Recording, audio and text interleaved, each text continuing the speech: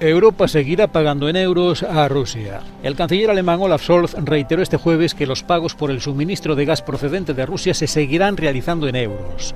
Es la respuesta a Vladimir Putin, quien amenazó con suspender contratos si los países que llamó inamistosos no pagan en rublos. Hemos examinado los contratos de suministro de gas y otros suministros.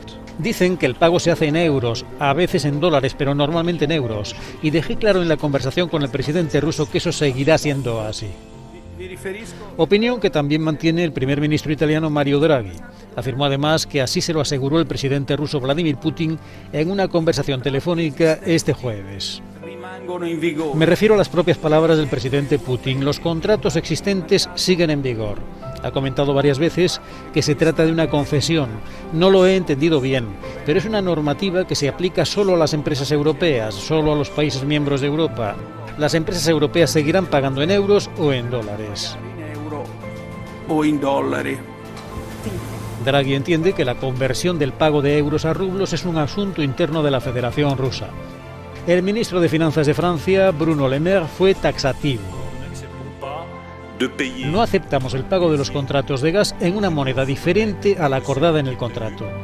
El presidente ruso ha firmado este jueves un decreto por el que se establece un nuevo mecanismo que permitirá a los 27 países de la Unión Europea abonar sus facturas en euros, mientras el monopolio estatal del gas, Gazprom, recibirá rublos. Esta norma, que entra en vigor el próximo viernes, o sea mañana, faculta al brazo financiero de Gazprom para ejercer de intermediario con sus clientes. En concreto, los llamados países hostiles, entre los que están todos los de la Unión Europea, tendrán que abrir cuentas especiales en Gazprom Bank, el banco de Gazprom, única entidad autorizada por el gobierno, donde pagarán el gas en sus monedas. Acto seguido, la entidad cambiará los euros o dólares por rublos en el mercado de divisas de Moscú, y ese dinero será transferido de inmediato al suministrador del gas, que solo puede ser, como ya dijimos, Gazprom, porque ostenta el monopolio estatal para su exportación fuera de las fronteras rusas.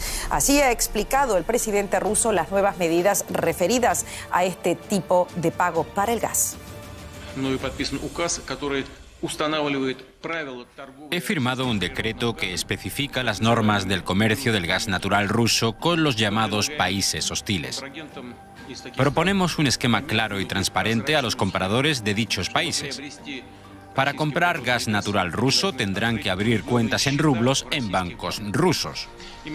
Los pagos del gas se deducirán de esas cuentas para todos los suministros a partir de mañana, 1 de abril de 2022. Si no se realizan estos pagos, se considerará que hay un incumplimiento por parte del cliente, con todas las consecuencias que ello implica. Nadie nos vende nada gratis. Nosotros tampoco vamos a hacer caridad. Vender gratis, hacer caridad, un poco complicado todo este mecanismo. Vamos a tratar de entenderlo. Para eso está con nosotros la economía Belén Parancar. ¿Qué significa esto? ¿Qué repercusión tiene? ¿Qué quiere Putin definitivamente con todo este proceso? Así es, Pías. La verdad es que es un tema que preocupaba y mucho a los países compradores de gas desde la semana pasada, cuando Moscú exigía rublos, pero con este mecanismo Putin permitirá a la Unión Europea comprar gas en euros a través del banco de Gazprom. ¿Qué busca Rusia con este mecanismo? Para analizarlo, conectamos con nuestro analista en la Bolsa de Frankfurt, José David Navarro. José, como decimos, los compradores de gas rusos seguirán pagando en su moneda, pero Rusia recibirá rublos. ¿Qué quiere Putin con esta medida? Hola, ¿qué tal, Belén? Bueno, lo primero que hay que entender es que diariamente los países europeos pagan cientos de millones de euros a Rusia por el gas, en un rango que ronda entre los 200 y 800 millones de euros. Si ese dinero se tiene que convertir al rublo ruso, retira dinero de la economía y, por lo tanto, está fortaleciendo el rublo ruso. Ese sería uno de los primeros objetivos de Putin, con este cambio de esquema que, como bien explicabais antes, va a obligar a los clientes clientes del gas ruso a que tengan dos cuentas abiertas en la entidad Gazprom Bank, una de ellas en la que depositarán los euros. Por lo tanto, ya conocemos que no habrá consecuencias graves para los clientes europeos, y el propio banco, la propia entidad rusa, convertirá esos euros en el rublo ruso. Una noticia que ayer también adelantaba ya el propio Putin a una conversación telefónica con el canciller alemán, al decirle que en definitiva esto al final no tendrá grandes consecuencias para los clientes. Hemos pasado del no payment a no gas, que se entendía como que si no se pagaba en rublos no habría envíos de gas, a que entendamos ahora que esto no va a tener graves consecuencias para las empresas más allá del cambio en el esquema de pago. Así que se entiende como una estrategia por parte del Kremlin para presionar, por ejemplo, Belén, en los precios energéticos en los mercados. Y José, desde que Rusia habló por primera vez de cambios en la forma de pago la semana pasada, ha aumentado el temor de una interrupción en el suministro. ¿Qué impacto ha tenido esta incertidumbre en los precios de la energía?